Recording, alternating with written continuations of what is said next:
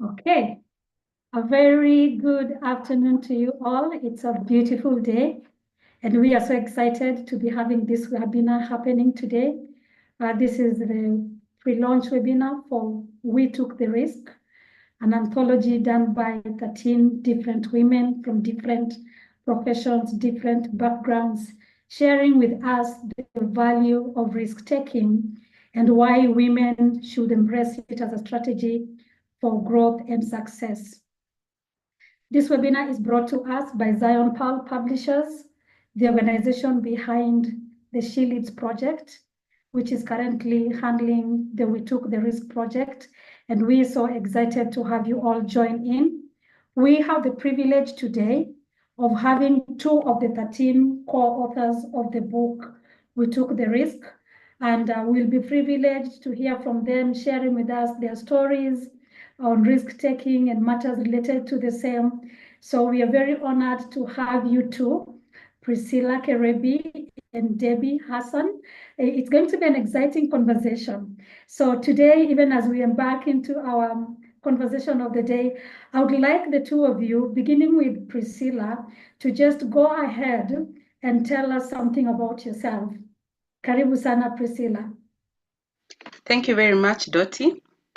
So I think even when Mr. Dosso called us, or rather called me about this project, the one thing, and even when I accepted, the one thing I realized that sometimes I even struggle to introduce myself. So I wear so many hats, but I'll try to just simplify. So my name is Priscilla Kerebi. I am a marketer by profession. I'm also an entrepreneur, and I'm happy to say that I'm also a budding author. This is my 3rd book project that I'm participating in, and so it's something that I'm excited about. And I'm also involved in policy advocacy. Currently, I sit in the Kenya Private Sector Alliance Education Sector Board as the vice chair. And I will also support health advocacy at the Non-Copy Alpha Foundation. And I've also been privileged to sit in other boards like the Githunguri Technical Vocational Training Center. And I also sit as in an advisory role at the German delegation for East African. So I also just support youth skills employment, and I'm also a gender champion.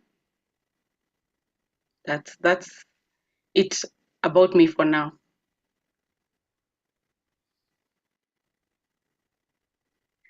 That's about you for now, meaning there is more to it. Those are Yes. big hats. Kudos. Those are big hats you're wearing there. Uh, you feel like you don't want to say them, but one of the things we are learning, even as we talk about risk taking, is celebrating those wins and being vocal about our achievements. It's a good thing to do. Thank you for that, Priscilla. Now to you, Debbie. Help us get to know you. Karibu sana. Thank you so much, Dottie. While Priscilla was talking, I was almost laughing because the same thing I used to suffer from, trying to understand how do I introduce myself. So I've learned a lot, but maybe now I can pitch to you so that you're able to know who Debbie Hassan is. Debbie Hassan is an event planner. That's my core job, an event planner. But my passion is empowering of women. I founded something called The Young Woman, which is a platform to empower women and youth, especially young women, to be the best version of themselves. As a doyen, I'm not sure if you know of the word doyen, the focus is about being the best in your career or your ability. So that's what we're trying to do, is to make sure everyone becomes or achieve the best. In my other capacity as well, I'm a board member for Organization of Women in International Trade, which is an organization for women who try to export. So we have many chapters in the world. We have about 30 chapters in the world, and I'm part of the board for the Kenya chapter. So those are the many hats that I hold, Dottie. You two are holding huge hats, Yes. not wanting to speak them out, but as we get to talk, we will get to know. So thank you so much for introducing yourselves. You're very welcome to this conversation today. Just feel free to share with us some of the lessons you people have that can be helpful to a woman out there. And when we talk about risk taking, as much as we are focusing on women, it cuts across. In one of the conversations we've had in the past,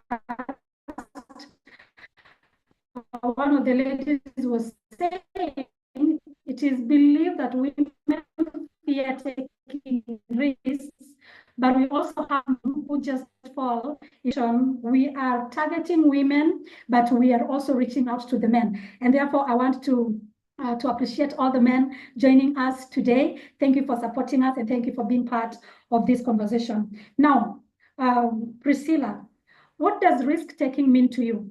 And why is it an important concept for women in today's society? In your own words, in your own expression, please go ahead. Okay. It's funny that you said in my own words because I was about to borrow someone's quote and then I shall delve into my own words. Sheryl Sandberg, she is or was the COO of Facebook.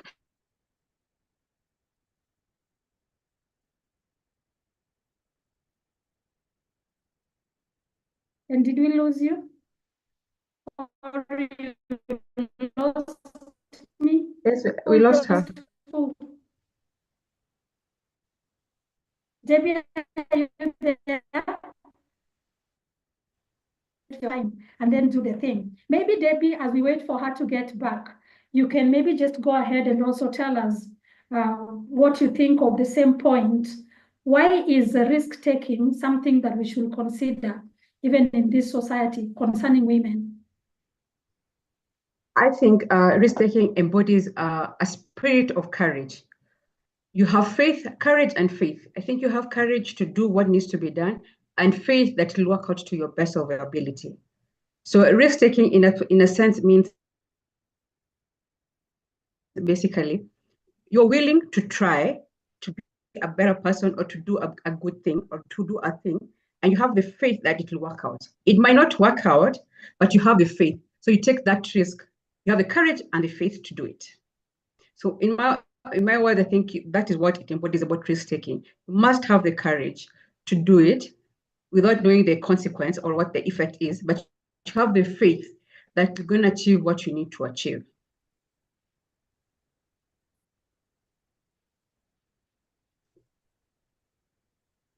You're there? Yeah.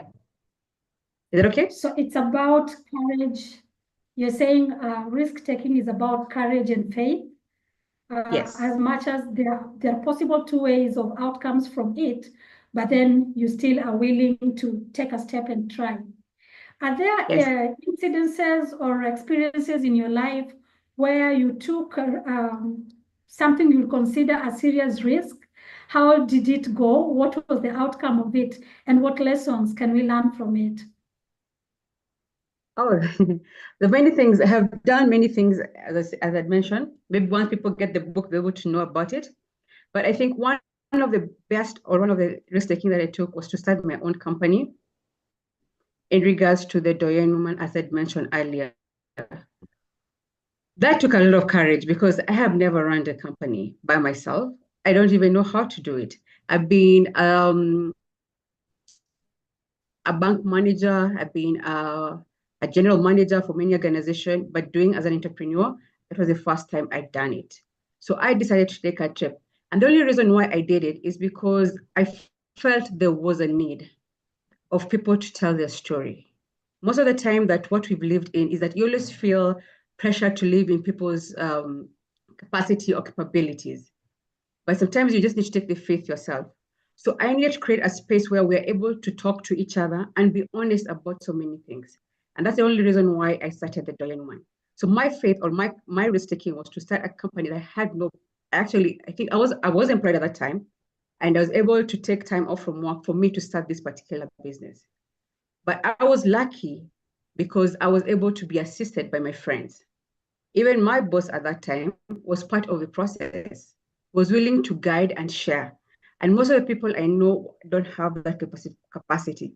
And that's what I say, always focus on. If you have a family or people to support you, it's really easy for you to take that step.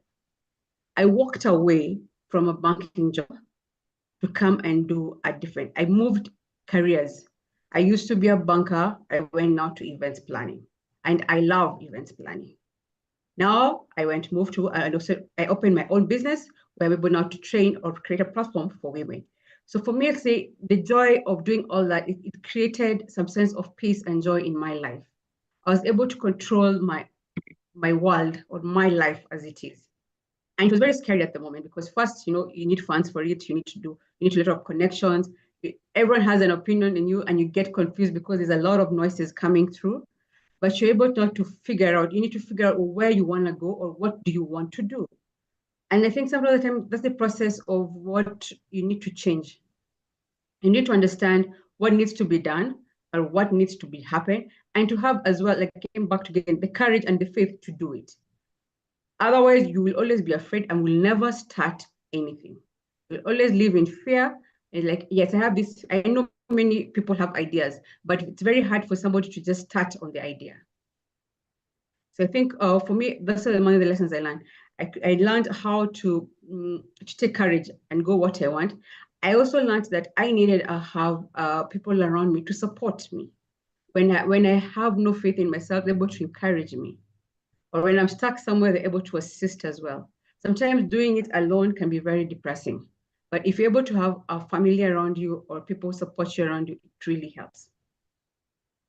Thank you, Dottie. Thank you, Debbie. Maybe I would ask, before you ventured into your own company, starting your own company, you are in employment, there was a guaranteed salary at the end of the month, and then here you are, you wanted to quit it and begin something new. What were some of the fears that you really had to deal with and overcome before you decided, okay, now I'm jumping out, I'm moving and not turning back? Were there some fears you had to deal with? What were they and how did you manage to overcome them? My biggest fear was, how am I going to pay rent? How am I going to pay school fees for my kids? How am I going to live? How am I going to survive? But as I said as well, if you're able to plan, they always say not planning is planning to fail. I know sometimes that's a very common saying, but sometimes we forget about it. But you need to have a plan. And some of those things, that's what also suffered from. I never used to think it through. But once I got a chance to now do this, what I'm doing now, I'm able to plan my life. I decided by the time I moved now from my employment now to do what I'm doing now, I took time to think it through. I took time to write down what I really want, what my plan is, and what is my plan A, my plan B, and plan C. I can always go back to employment in case things are a bit difficult.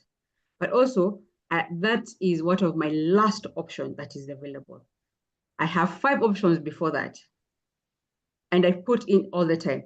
What also you need to do as well is you need to work hard. You need not to fear working hard.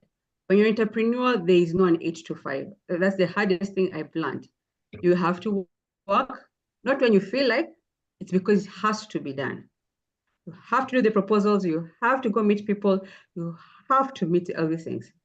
You have no option or just like, it's not today, I don't feel like doing it, let me do it tomorrow. You don't have that option. You have to do it. So for me, I think the best thing I can tell people is for you, before you risk anything, plan. Look at plan A, plan B, plan C, plan D. So have many options on many plans on what else you need to do. Have a strategy in place. And most of the things, and strategy in place, not only in business, in my sense, strategy can also be in your life. What am I going to do if these things don't work out? So I already have a strategy in place on what I need to do for what particular time. I give myself time. If this business doesn't work in like 3 years or 4 years, I know what to do next. But I'm not afraid. Where I am now, I'm not afraid to take that step because I took the first step. I think the hardest part is taking the first step. But once you're able to take the first step, the rest, I think you gain courage as you go on. You're able to get the strength, the courage to move on and to move forward. And I always say as well, one step forward, you can only, as long as a day, increase up 1% per day. At the end of a year, it will have many percentage. So if whatever you're doing, you just need to move it 1% per day, and it's going to work out for you. What you did yesterday and what you do today should be 1%. Today should be 1% better. And once you focus on that, it'll be very easy to work on what you need to do. Thank you, thank you, thank you so much, Debbie. Thank you for that. I'm listening to you and I'm picking something. You're talking about planning, you're talking about strategies, and you have mentioned, like in your own case, you have like 5. Would you be generous enough to just let us know how do you personally strategize towards successful risk taking? Maybe that would be helpful to someone. I actually, every year, beginning of the year, as you know, most of us, I think most women like doing vision boarding. So before I do the vision boarding, I have to put a strategy. What do I need to do in terms of family, in terms of health, in terms of finances, in terms of business, like that. So I know my first thing is how much money do I need to make this year? I break it down in my business. How much money do I need to make? I break it down how much money I need to make per quarter, and then goes down to per month. So I know what I need to focus on. That's one of my strategies in place. So if this month I'm not able to make what I need to make, I have to think about the next month. I have to top it up for the next month and the next month. So by the 6th month, usually I take also a break. I take a self-accountability to understand how far I am. Also, I'm lucky in the case of, I have friends also, we have accountability partners in the organization I'm in, where we're able to discuss on how else can I improve or how else can I make it better. So my part is like the first strategy is how much money do I need to make this particular year? I break it down into small pieces and able to know how much money I need to make every month. So that one is one of my first strategy. Second strategy, again, I have a list of what they call, let's say sponsors and empower guys who can empower. They can be sponsored in the sense of they're willing to mentor me, or are they willing now to put money in my business? I also have that particular part. I always focus on it. So what I do, I make sure every week I go through my documents to be able to see how far I am and what I have done, or what I need to do to move the move forward. So focus usually is just a step, at least it's a step at a time, so that you don't feel so overwhelmed. You break it down into small, actionable moves. So you're able to know, today I need this is what I need to work on, tomorrow this is what I need to work on. It's easier to work like that than having the pressure of doing everything at once. So you don't feel overwhelmed. Because in life today, everything is so overwhelming. By the time you're thinking, oh, I have kids, I have to do this before the day is over. But if we're able to break it down into small pieces or small steps that you need to do, it's much, much easier. Wow. Thank you for sharing great strategies there. Maybe we can borrow 1 or 2 and see how it goes with us on this end. Thank you so much. So this webinar is brought to us by Zion Pearl Publishers, a publishing firm, which is also the organization behind this project. We are looking at the value of risk-taking and why women should embrace it as a strategy for not just growth, but a success. Before our dear sister, yes, here she is. Priscilla left us. She was trying to help us understand what she understands. She was trying to explain to us what she understands by risk-taking and why the concept is very, very important for women in today's society. So Priscilla, maybe you can pick from where you left, because we are very eager to hear what you have to say. Karibu sana. Thank you, and I'm so sorry for that. I got a small hitch, but I'm glad to be back. So I was just saying that you had say in your own words, you know what, you read my mind, because I was going to actually quote somebody, that is Sheryl Sandberg, and she says, "What can you do if you are not afraid?" So for me, I always take that as the rallying call for me to leapfrog and to take risks in most of the things that I've been able to do in my career. So one of the things that I've learned, especially when I started going into leadership, is to learn how to cancel noises. because for women, I don't know whether Debbie touched on it, but I know for many women, we struggle with what is called the imposter syndrome. I don't know about the men in the call, but I think that's such a huge thing for very many women. And just like when we were introducing ourselves, we said, personally, I was like, I'm not used to saying everything that I've been able to do or everything that I've been able to achieve. So even in taking this opportunity to participate in this project, that was sort of like a risk, because it was like, okay, I'm going to have to speak about myself. I realized that I'm better leading from the back. I do not like being in the front. So that's why I jumped at this opportunity, because I realized in very many in very many spaces that I have sat where women are being told to speak about themselves, because nobody is going to come and talk about what you've done. And some of the things I believe, especially from the 13 or 14 of us in the book, are a lot of impact from very many of us. I mean, people have impacted society in the things that they do, but if we don't speak out, there'll be nobody who will come to speak for you. So that's why I took the leap. And I said, you know what, let me take this opportunity. And in fact, it's interesting, when I got the call, I was already working on another book. And I was asking myself, am I, because the timelines were also like both projects were ending at the same time. So I was wondering, if I take this, what will happen to my other, will I do a good job? But I just felt like it's because it's, I don't want to put it like that, but I feel like it's, you immortalize yourself also, kind of, because when people will read about you, regardless of the time, you hope that whatever it is that you're talking about or you're writing will impact somebody somewhere. So that's why I was happy to do this. So when I talk about when I'm taking risks, that I cancel out noises. So for me, it's internal and external. That's where the imposter syndrome comes in, because there's external, where people will tell you, do you think you're up to it? Do you think you're able to do this? And the internal that just tells you, you don't have, you're not qualified, you know.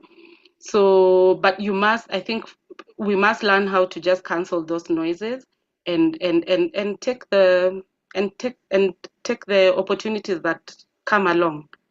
Yeah.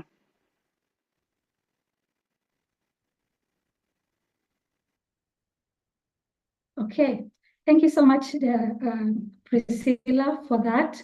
So we have to do some noise cancellation if we are ever going to take a step and move in the direction of risk taking. Thank you for that. I also just wanted to know, could you possibly share a story where risk taking significantly has impacted your career or personal life?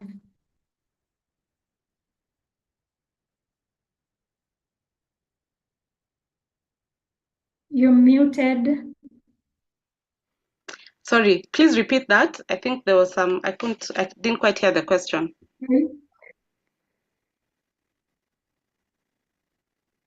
Okay.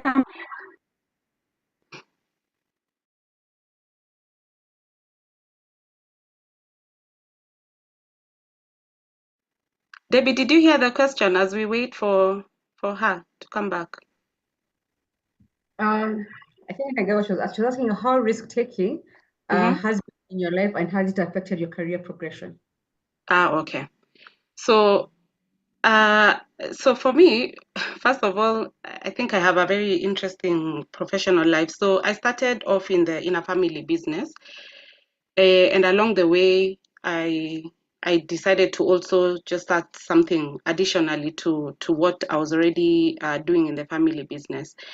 And so for most of my journey, I have really literally had to get out of my space or my comfort zone to be able to I think succeed in going through whatever it is that I've been able to do. So when I first went to, so I talk about it somewhere in the book, that I got an opportunity to represent the organization, the family business, in an organization or an association. And while I was there, I realized there was more to what I was already doing in the company because, like I said earlier, I'm a marketer by profession. But in some of the areas that we were focusing on were in education and in health. So I saw an opportunity to take up more responsibility, both in the company and even in this new space that I had found myself in. And so there was, and that's why when I started, I think I talked about canceling noises because there's a few people who are like, will she be able to do it?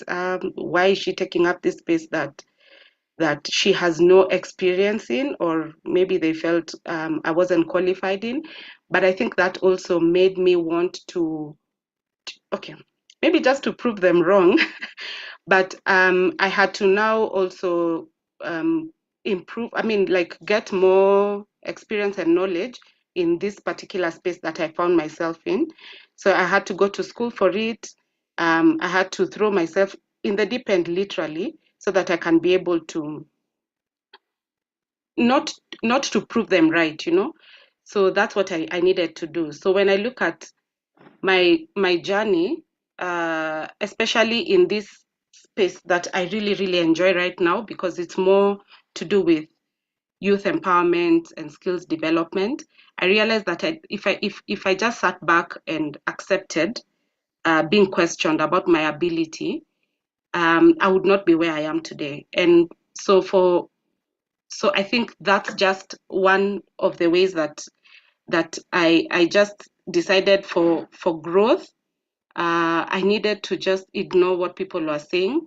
I needed to accept and appreciate the space that I had found myself in, and do what I needed to do, so that I can apart from proving them wrong, is also to be able to deliver on what I was supposed to do in that particular space. Yeah.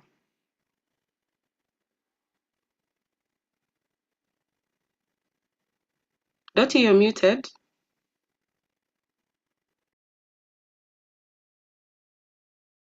Sorry, Zoom kicked me out, and when I get back, it brings me back muted. I'm sorry for that. So I was just saying thank you for that poignant point. As we continue, I would like to remind us that this webinar is brought to us by Zion Pearl Publishers. We are looking at We Took the Risk, and we are discussing the value of risk taking and why women should embrace it as a strategy for growth and success. We have a launch coming up on the 30th of November, and we have the registration link available on the chat. If you want to be part of the upcoming launch experience, please go ahead for purchase. If you like a copy of your book, you can also just order. We have a link there for you to make an order, and the books will be delivered to you. So the launch is coming up on the 30th of November. Should you be having any questions already, even as we continue, our contact information is available on the chat. I would also like to encourage us to be posting something on the chat. If you're picking any nuggets, please share with us. We will read it aloud for everyone to see. If you have any questions, you have anything you need attention to, please let us know by just posting it on that. We are honored to have you. Thank you for joining this conversation. Now, aim is to get a positive outcome, to grow, to find success, but there's also a possibility of the opposite happening. So when you look at risk taking, what will you define as success for you in matters risk taking? How would you look back and feel like, oh yeah, that was successful?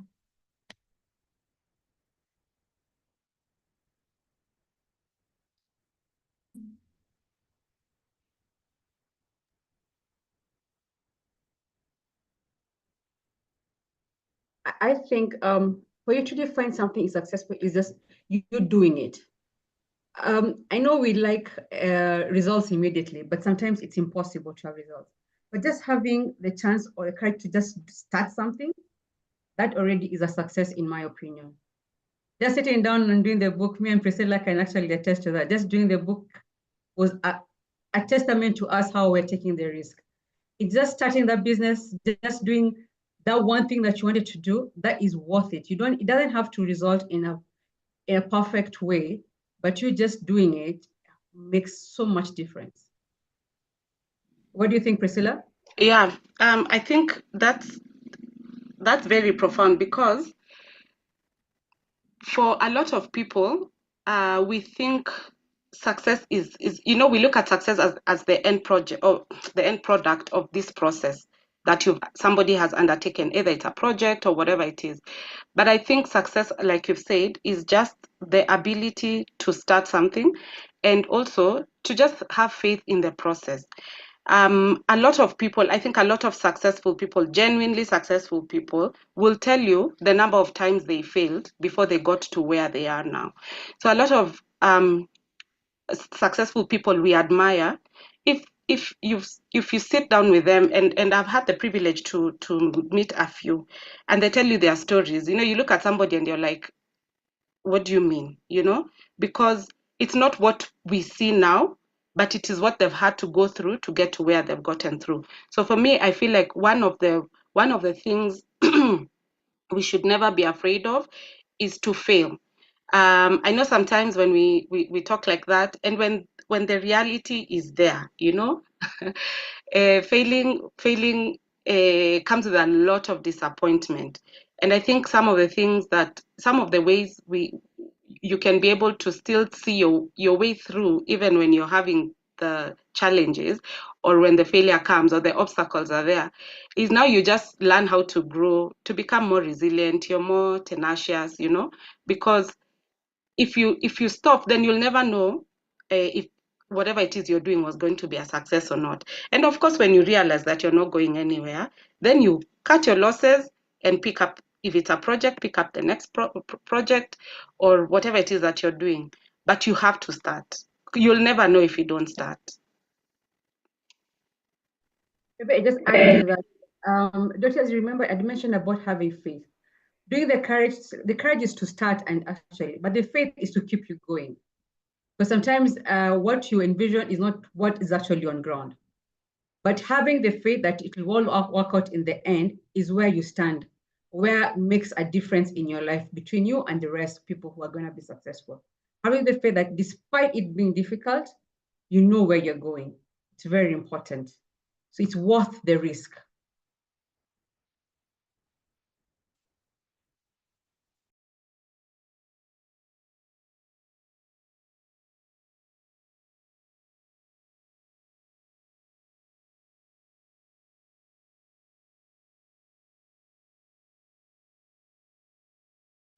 The internet is doing that thing. I'm kicked out and brought back in.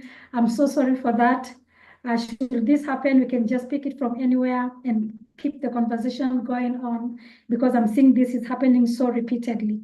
I wanted to say, one of the things that has really come up repeatedly in the conversations that we have had is the ability to take a calculated risk. That has been repeatedly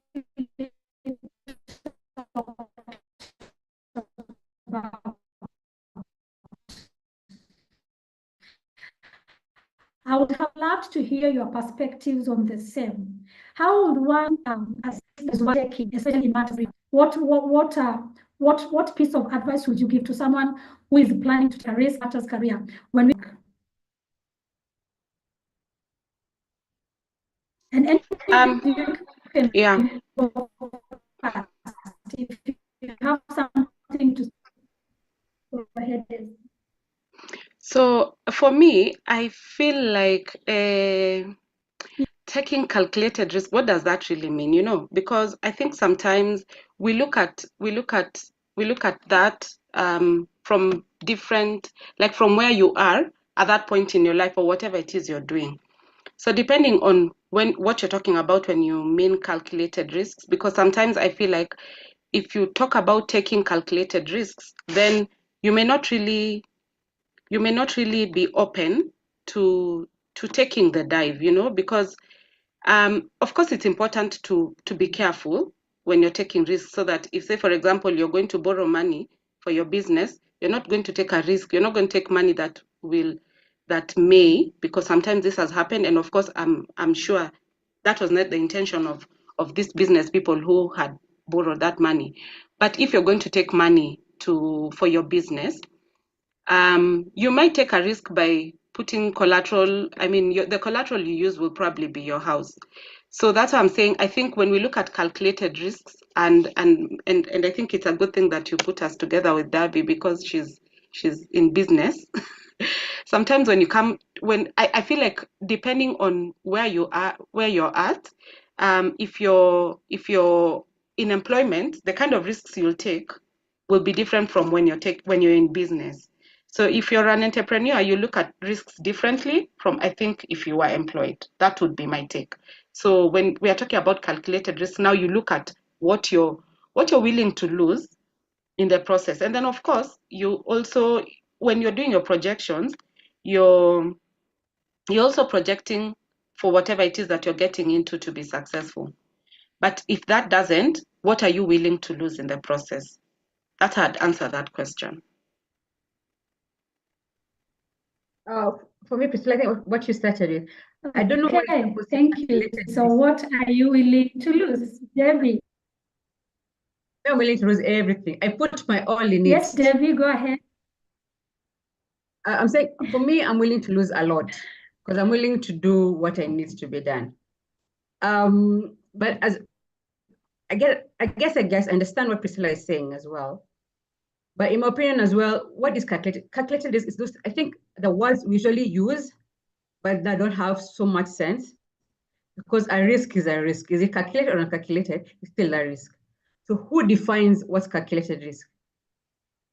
Because every person has their own perception as well. So I think for me, I'll say just a risk, but are you willing to take the risk? Are you willing to do what needs to be done? So it comes down to, again, back to your personality and your faith and what you're willing to do. It won't be so much as calculated. It'll be more so on, are you willing to do it? Are you willing to take up the risk?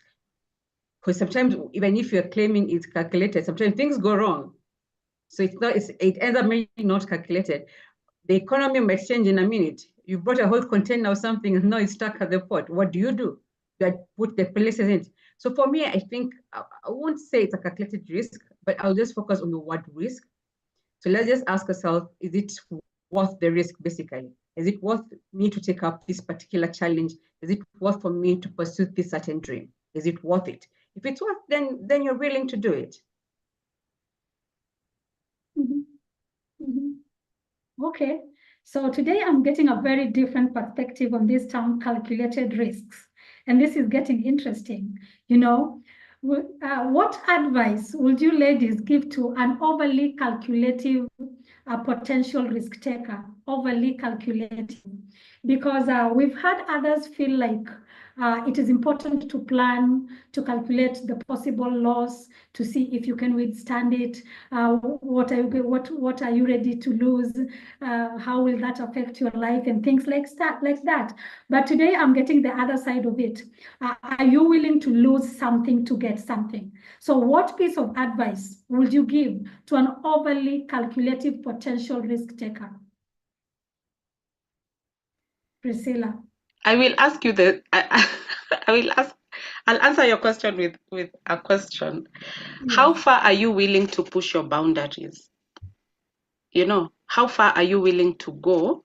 Because because the way I'm hearing you, it's like this person is risk averse. So how do we help them then, or how would we advise them to learn how to take risks? I think when you look at life in general, a lot of things we do, regardless of where we are, we take risks. So if, again, like Darby said, if you want to get something done, you have to be willing to lose something.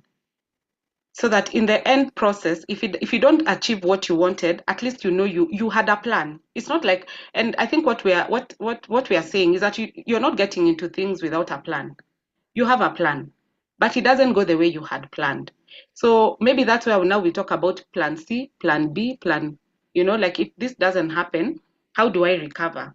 And how do I then get on back on that road? Or how do I think of another way to still either work towards the same or to work towards a different um, idea that will maybe give you the same results or different. But how far and how far do you want to, how far can you push your boundaries? Um, that's maybe that's the short answer I would give them.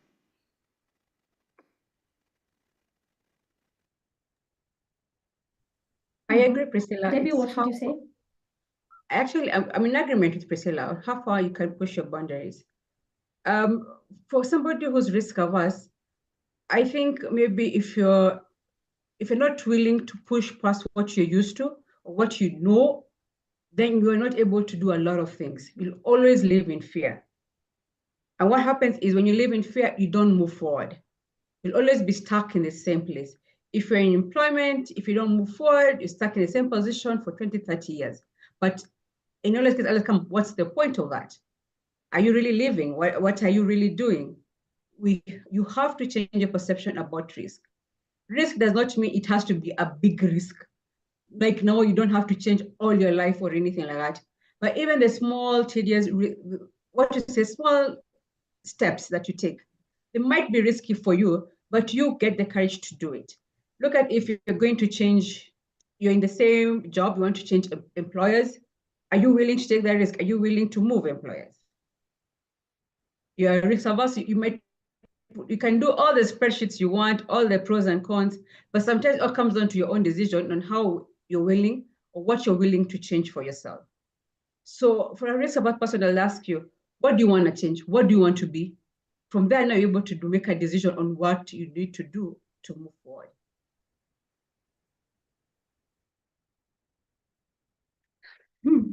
Listening to you both, I'm just coming to realize, or I'm getting a feeling that you people have very high risk tolerance. How did that come about? Is it inborn? Has it developed over time? Please share with us the secret.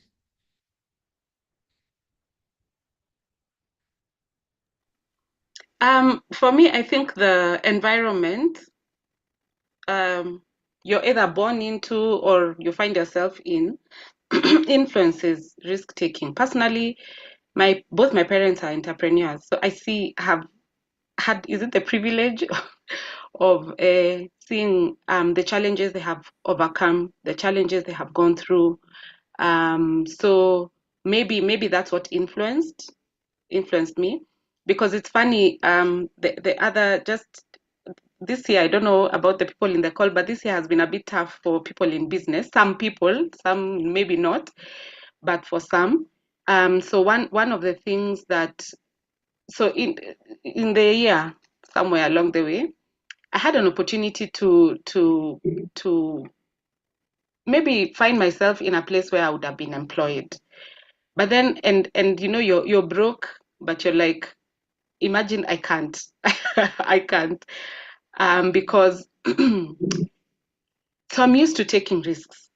I'm used to just saying, you know what, we are doing this project. This is how we are going to do it. These are the projections. This is what we expect to get at the end of the day, and we keep moving. So when I look at the flip side, I'm like, okay, employment provides stability. I don't have to stay up thinking about what tomorrow will bring. But then because maybe I grew up in that environment, and I have seen that once there's light at the end of the tunnel. Once there's it's like a cycle, it's a vicious one though sometimes, but it's a cycle. So at the end of the day, you know the outcomes. Most times the outcomes are positive. So you stay the course. Yeah, so I don't know if it's people are born with it, but for me, I think it's because I've seen it as I grew up. Yeah. So yours has been influenced by nature. Exactly. Exactly. Maybe if I was in a different environment, I would be risk averse. But I think I have that's what I've known my whole life. So I guess that's why it's been it's so for me it's not been. But I think maybe maybe I was reading somewhere that sometimes it can be it's hereditary. I mean, not hereditary. Like you like if you're born into that, then you're more risk tolerant.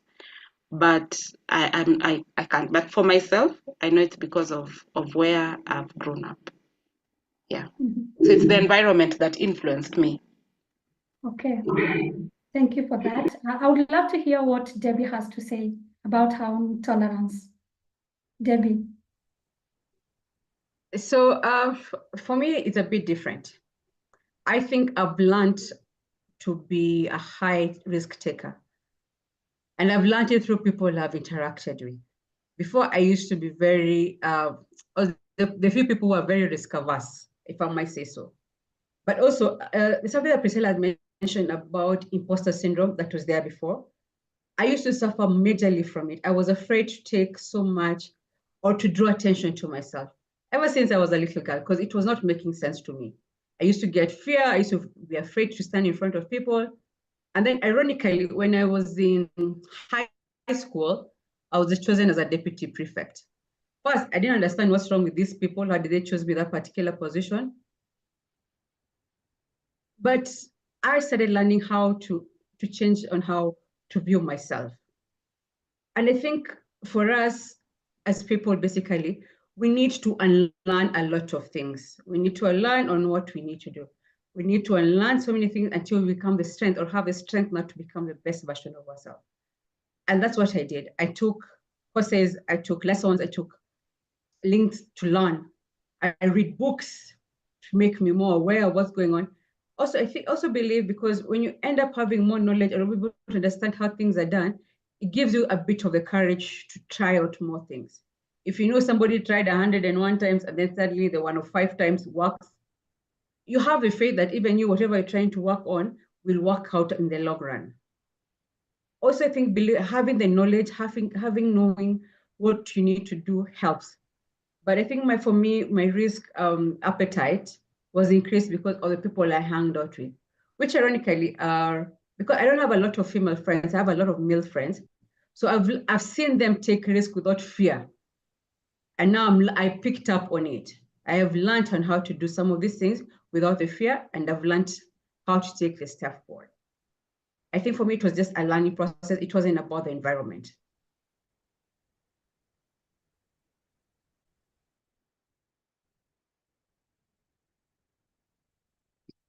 To maybe ask a question, then listening to both you and of course Priscilla. Priscilla has grown in an environment where the parents are risk tolerant. She has seen them go through stuff, and by that she has learned. You're also just making a confession that it is because of the influence around you, the people you have interacted with so far.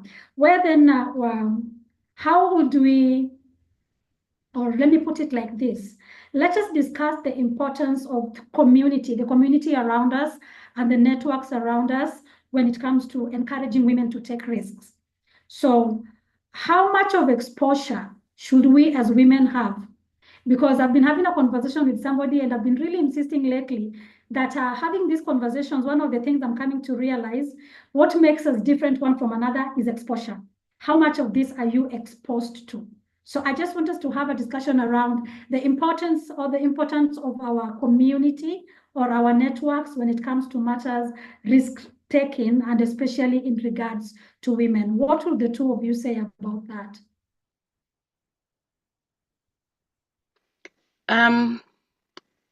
In my chapter, I speak about it a lot, by the way. I think it's important to have a very vibrant support system, especially for women, because when you have the opportunity to meet women, regardless of the level they are in society, we learn a lot.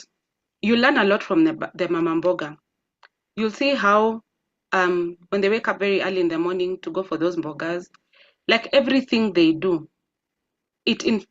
we learn so much. And then when you meet others now, the C-suite, ladies in the C-suite, boardroom, in boards, and when they humanize the process of getting to where they've gotten, just letting you know that it is not as smooth as it is getting to the spaces that they've gotten to, the challenges they have had to face, the judgment they have had to face, the unbiased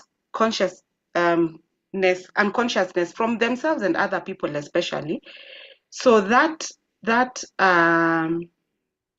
it's like a tribe, it's so you form a tribe regardless of where this person is, especially for women, regardless of where they are at. I think we get to learn a lot, and that just knowing somebody can hold your hand. So for me, many the people who've supported me through my journey have Debbie, mine is different, have been women. They've held my hand. They've shown me the ropes, and I've been able to learn a lot, and I'm still learning. And I love that Debbie talked about learning and unlearning some of the things, because I still suffer. Debbie, maybe you at least I think you're a little bit way ahead of me. But personally, I'm still struggling with a bit of that imposter syndrome. It's getting better though, because there used to be a point where I'd stand in a room and what I wanted to say just goes. So I just learned how to depend on my notes. I'll have notes with me. If I need to give a speech, I'll give my speech from the notes. But I'm slowly learning how to be a bit more to not be very shy. So, and again, in the same rooms, that's where the women, my professional colleagues or friends, would later just tell me, no, you did well. This is where you need, and then also just some positive criticism just to help you move to the next level or to make you be better. So, and to validate you. I think sometimes as women we are shy to ask, but when you get people who can validate you, validate your journey, I think it helps a lot. So just having women support women, and even men supporting women, is also a thing. We have the he for she. Um, so that's what I would say. Yeah. So I think it's important to have a tribe, people you can depend on, people you can go back to for advice, people who can just support you in the process, and for even for you to be available to other women, and other even men. Um, yeah.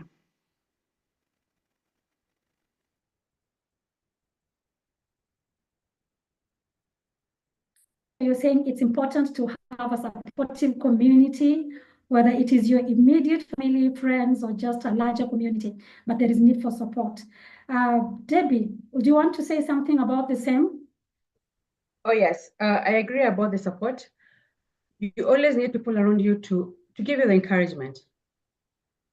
No matter what they say, everyone needs a tribe, as Priscilla has mentioned. It doesn't have to be a specific somebody you know or somebody, but you need someone to encourage you. You also need somebody to be accountable to, be able to guide you and mentor you as well.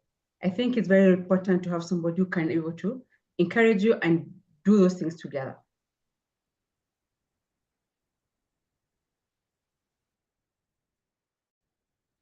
Oh, yeah. Oh, yeah. So, Dottie, maybe something I Thank you, learned about. Debbie. I have a concern. Sorry? Talking about support system.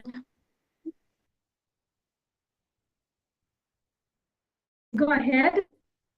Oh, no, I was saying, I just wanted to add on to what Debbie was saying about mentors. So there's something I just learned, that sometimes we think it's supposed to be like a formal process of identifying somebody and saying, okay, that will be my mentor or whatever. But I've just learned that a mentor can just be somebody you look up to, and you take the time to learn from them, especially if they are if they're in your space, in the career that you're pursuing, in your professional circles, because you may just have a cup of coffee with them, um, take time outside the formalness of it, because sometimes I find like when you are asking Debbie about her strategies, for me the one thing apart from everything else that she said, and I love the 5 points that she said, I think the other thing maybe I would say is be intentional about opening up your space for networking, so that you can have more people to be able to mentor you, or even just if you can get somebody to coach you, that's also a thing. But I think mentors are very important to us, because they're the ones that help us, especially if you get somebody who can just hold your hand, or people who can do that, because sometimes it can just be for even your personal life, not necessarily just professional. Your personal life, you could be going through something and you just need to look up or have somebody who can let you know that what you're going through is okay, and how you can deal with the issue. And of course, we are hoping that these are people who have a positive influence on you.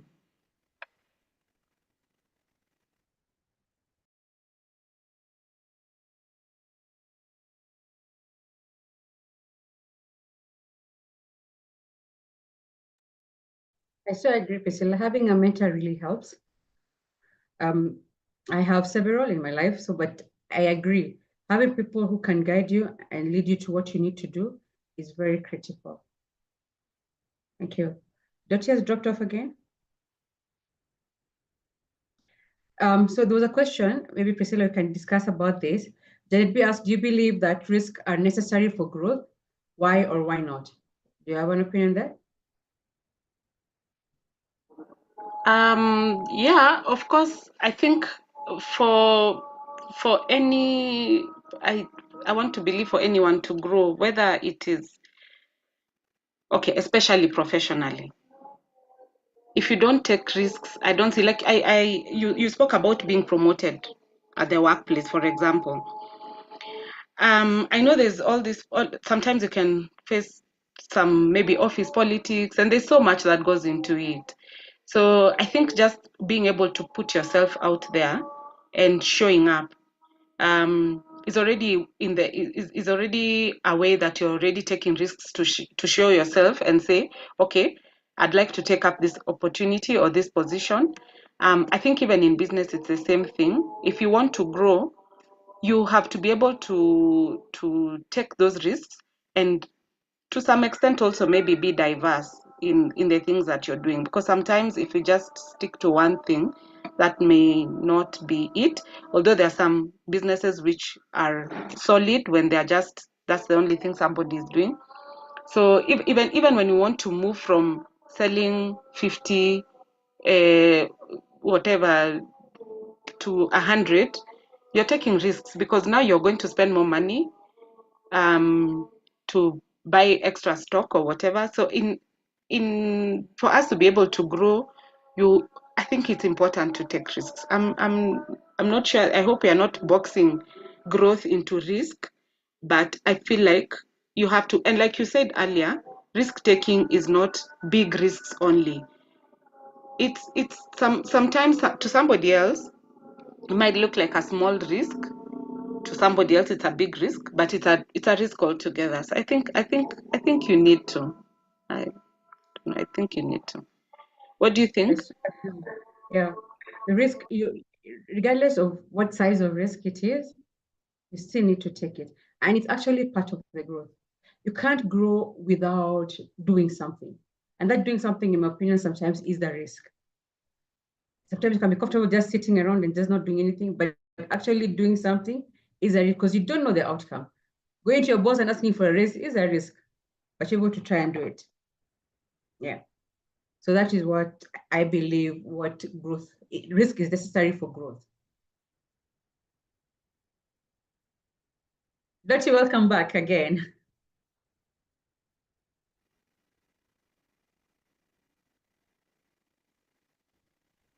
Yeah, this has been one of the trickiest conversations with a lot of somebody get. Alice on Saringo says, good job, Priscilla. Imposter syndrome is real and many of us suffer from it.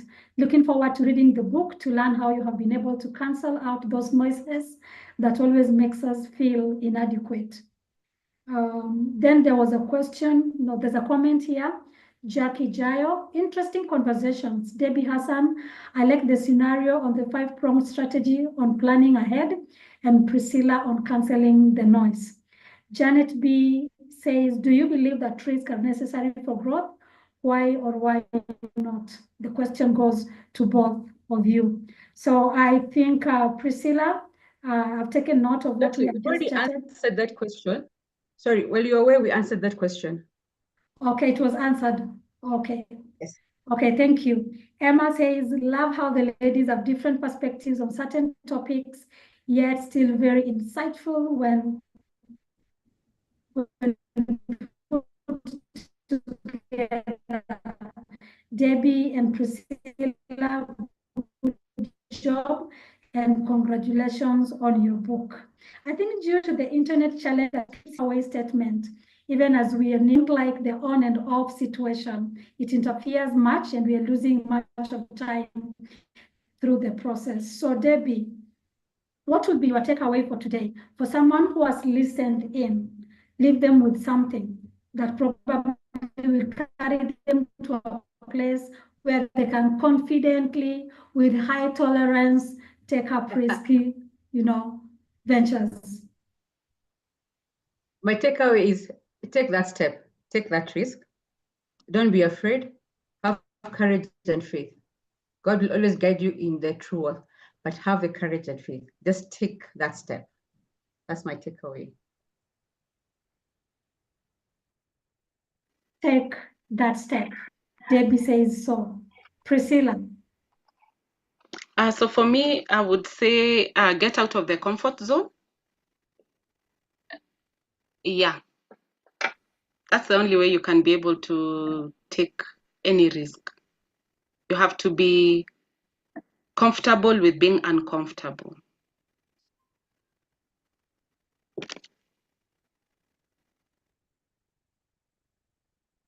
So get out of the comfort zone. You have got to be comfortable with being uncomfortable.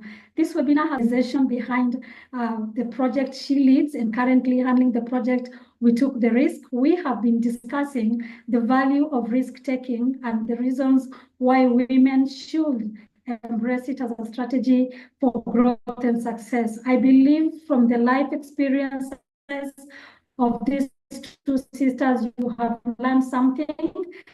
The internet hasn't been friendly with us.